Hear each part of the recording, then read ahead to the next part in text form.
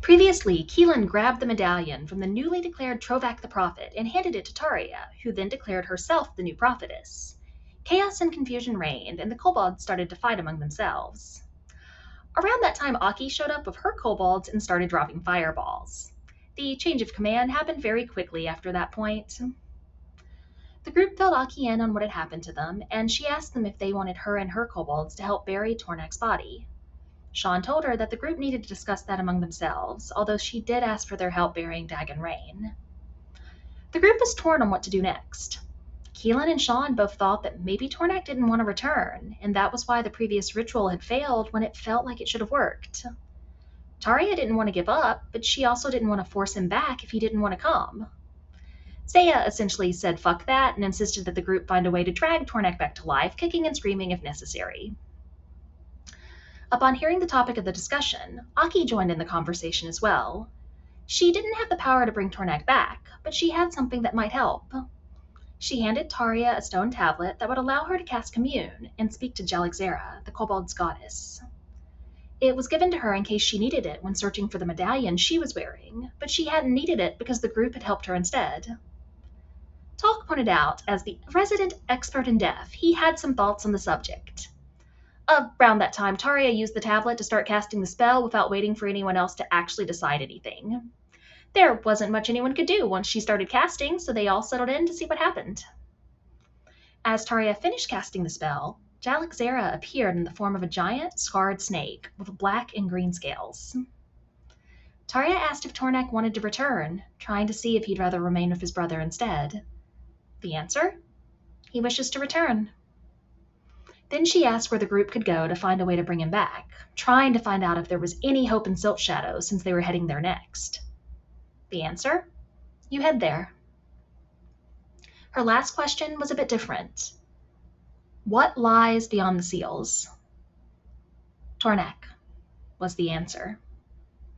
Everyone did their best not to think about the fact that Tornak had stolen his dead brother's identity, and it was therefore at least a little unclear whether Tornak was referring to the dwarf they knew or the long-dead brother of said dwarf. Semantics, the DM's best friend. Meanwhile, Talk turned Ishitari's body into a new garden to follow him around as a zombie.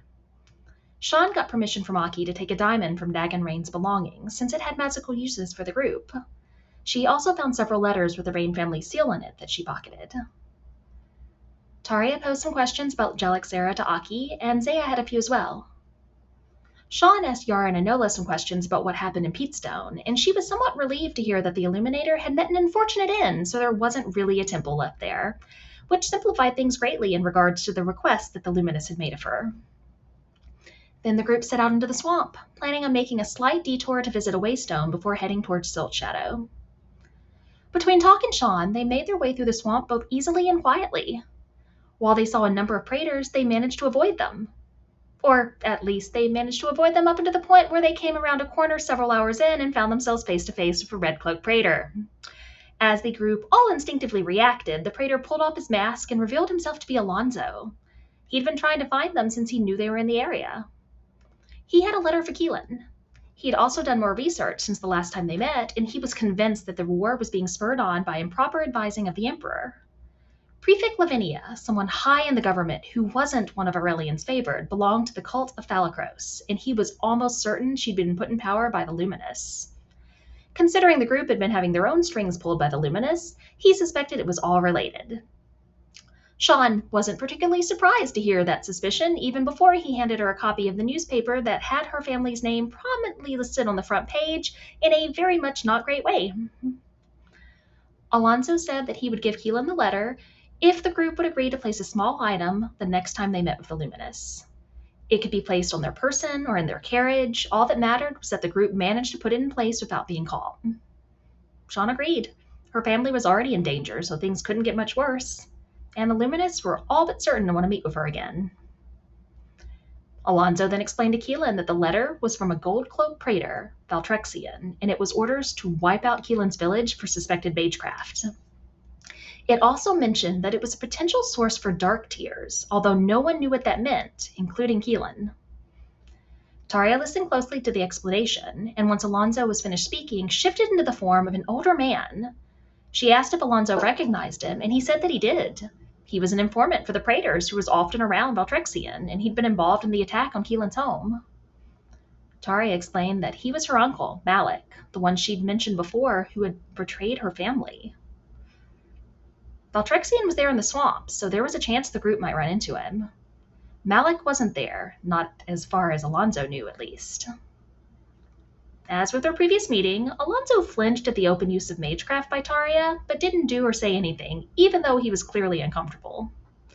Zaya prodded at him a bit, and he revealed that he was loyal to the Empire. He felt like the group was his best bet to save it, or at least he hoped that was the case. Before they parted ways, Alonso gave them a map that he would help them avoid any Praetors. He told them the Praetors were planning on converging on Silt Shadow, so they only had 3 days or so to get there. The group decided they'd skip heading to the Waystone since clearly every minute counted. And that is where we left off.